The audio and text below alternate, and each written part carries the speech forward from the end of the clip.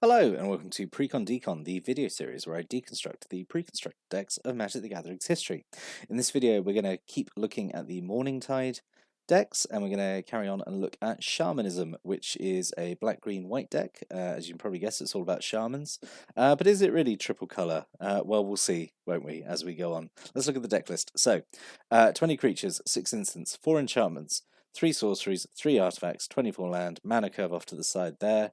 Let's dive in and start looking at it. So, as I said, the focus on this particular deck, as it's a a law in block deck, it's all about a certain creature type. This one is shamans, but it's predominantly tree folk. I'm not going to lie, which is fine. I like tree folk. I think tree folk are a pretty cool tribe. What's not to love about giant tree people, I suppose. But yeah, there is also like kind of a sub theme in here of I mean, it's a very weak sub theme of like clash and kinship abilities and kind of manipulating the top card of the deck a little bit. I say very weak. We'll get into that. Let's start looking at some of the creatures first. So, one of the rares, and by far I think the better rare of the deck, is Leaf Crowned Elder. So it's 2 and 2 green for a 3/5 Tree Folk Shaman. Has a kinship ability. So kinship being this ability where at the beginning of your upkeep, you look at the top card of your library. If it shares a creature type with the creature who's got the kinship ability, you can reveal it, and if you do, you get a certain effect. So yeah. So Leaf Crown Elder's effect is if it shares a type, if it's a Tree Folk or a Shaman card, you can cast it for free, which is pretty great. Essentially, get a free card is a pretty strong effect, and like I said, there's a few ways of like manipulating the top card of the deck, so you could get a few free drops from it. But yeah, I think this is a pretty good ability to have on a just a 4 mana 3/5 creature. Yeah, I think it's pretty good, pretty good ability. It's got 3 Bosk Bannerets, so 1 cards and 1 green for a 1/3. Tree Folk spells and Shaman spells you play each cost 1 less to play. So just a quick reminder, if a spell is both a Tree Folk and a Shaman, it doesn't cost 2 less. It has to be, as long as it's one of those, it costs 1 less to play. Like all the Bannerets, I think this is a pretty good card. It's just a it's essentially like a mana dork, just reducing the cost of certain spells, which is in some ways is better than just tapping for mana, because if you're casting multiple Tree Folk or Shaman spells a turn, this works out a bit better. But yeah, and it's pretty good card to have, and yeah, like all the Bannerets, I say, pretty solid. A single Wolf Skull Shaman, which is a shame. I kind of wish there was more than one of this. So 1 colour and 1 green for a 2/2, has a kinship ability, and if the kinship goes off, you make a 2/2 wolf, which I think is pretty good. I think even if you just like make 1 wolf off this, I think it's pretty good. If you make more than 1 wolf, yeah, I think you're doing actually really well with this. Just a 2/2 that makes more 2/2s for essentially free is quite good, I think. So yeah, really wish there'd been more than one in this deck.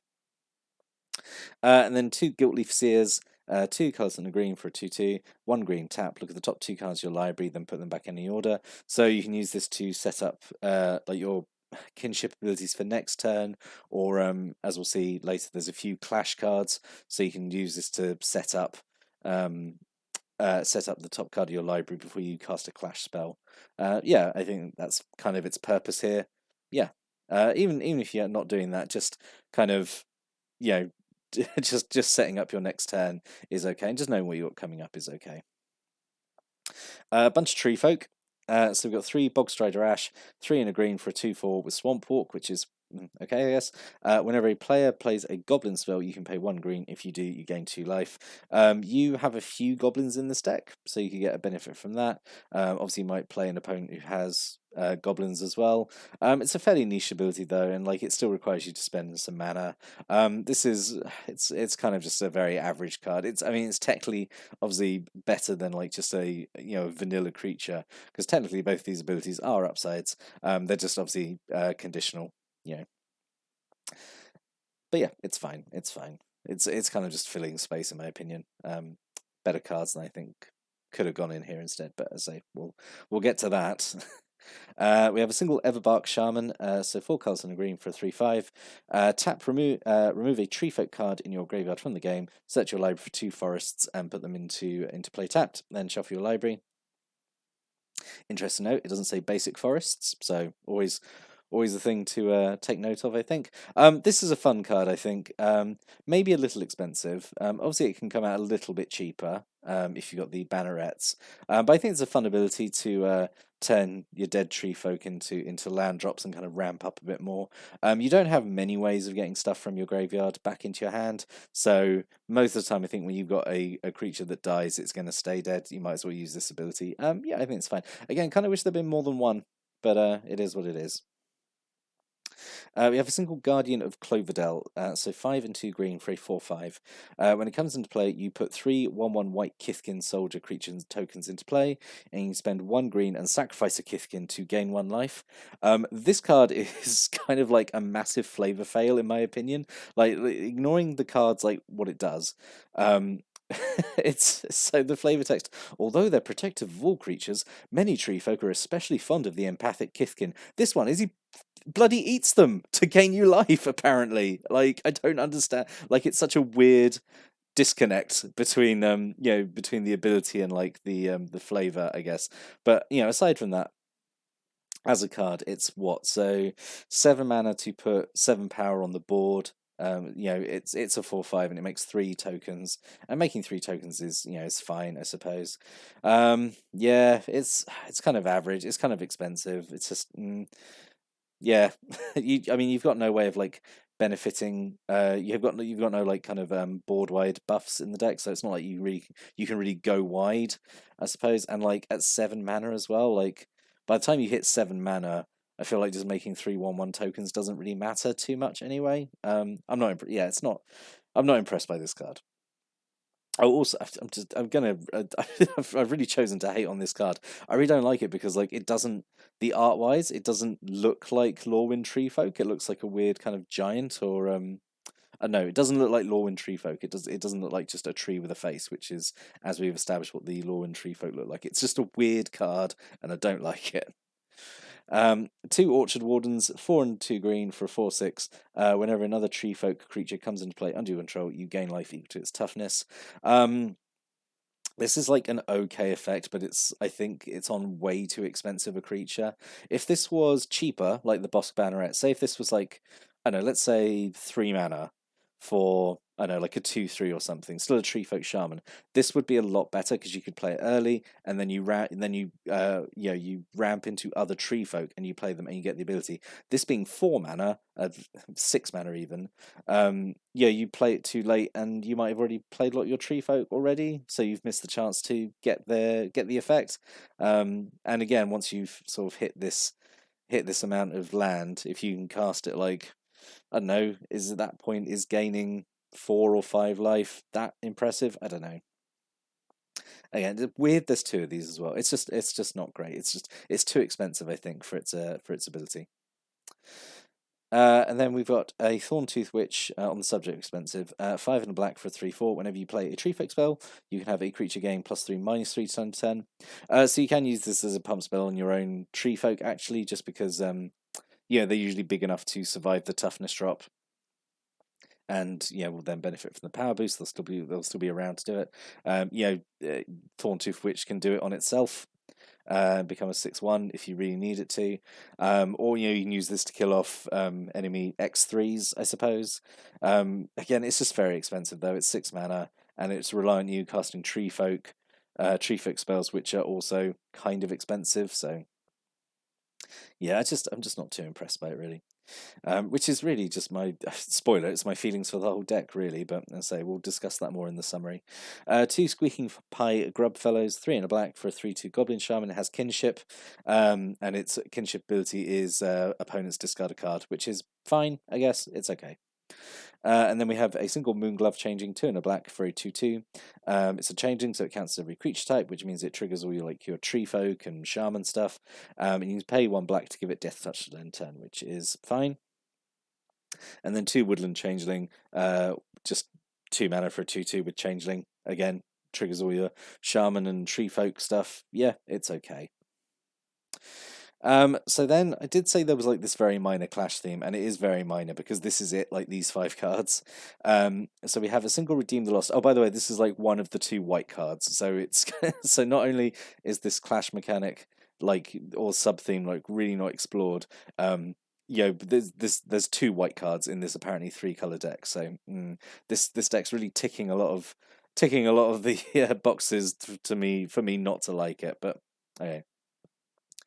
So Redeem the Lost, 1 card and 1 white, gives a creature you control protection from the color of your choice till end turn, and you can clash from the opponent, and if you win, you get it back into your hand. So clashing, if you've not seen the previous ones before, the previous videos where we talk about these Lorwyn decks, clash is you and your opponent reveal the top card of your library, and whoever's got the highest mana value wins, and typically you've got all these, your effects, your cards care about you winning the clash. So this means if you win the clash, you get to cast this again, which is fine. Yeah, it's okay. It's okay. I think getting more than 1 casting out this is okay, because like giving protection at instant speed is, I think, always a strong trick. And then we have 2 Recross the Path, so this is kind of like the green version of this like cycle. So it's like a land set spell. You reveal cards from the top of your library until you reveal a land card, put it into play, and the rest, it's not done put into play tapped, which is interesting, I've just noticed.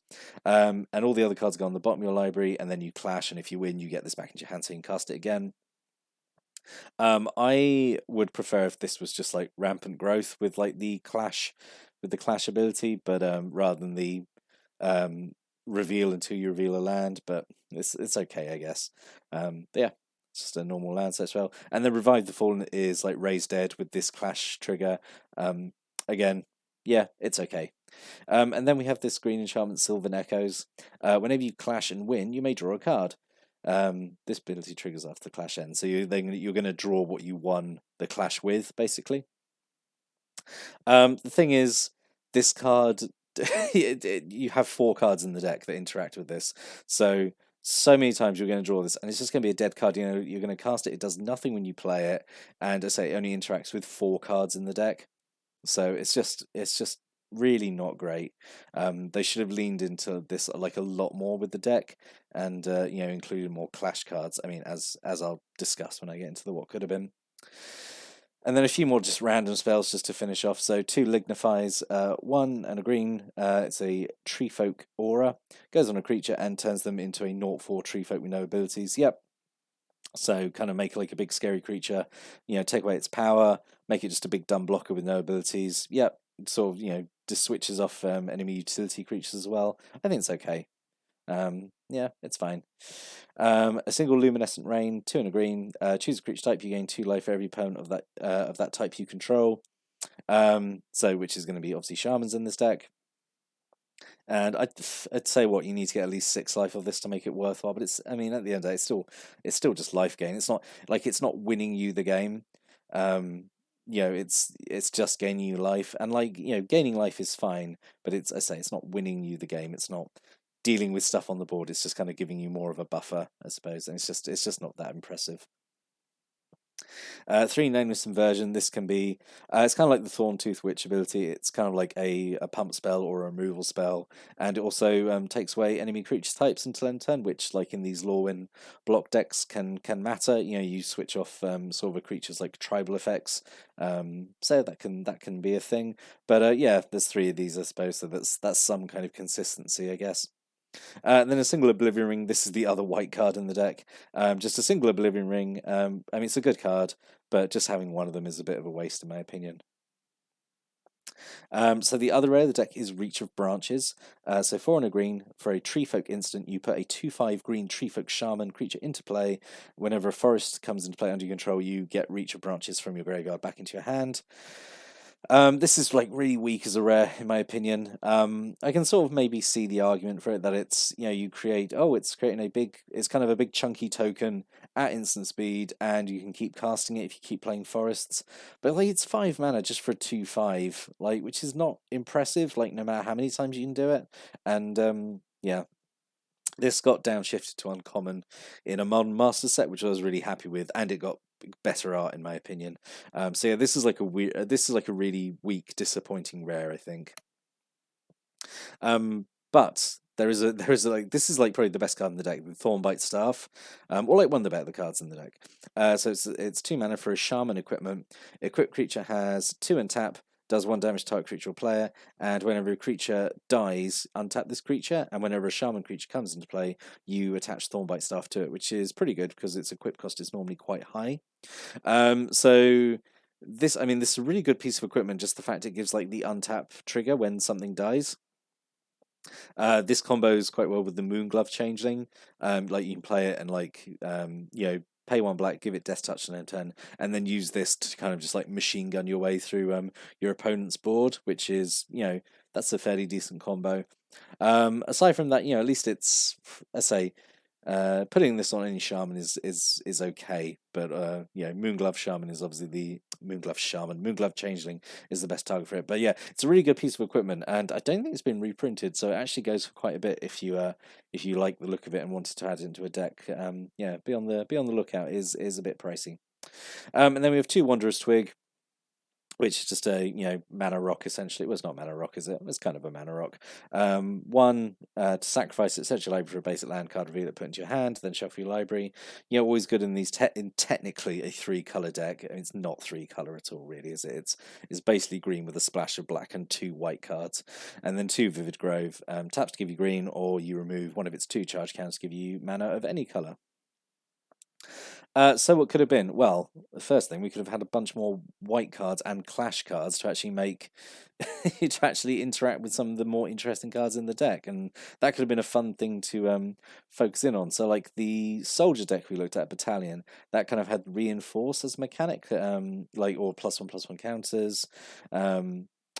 The rogue deck obviously had like this kind of like evasive abilities and stuff like that. This one could have been all about clash and like kinship and like manipulating the top card of your library.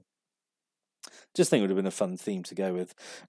So what potential cards? So let's talk about other clash cards we could have had. So Fistful of Force is a pump spell, gives +2/+2, and you clash, and if you win the clash, it gets an extra +2/+2 and trample. Pollen Lullaby is like a fog effect, and you clash, and if you win the clash, it your opponent's creatures don't untap next turn.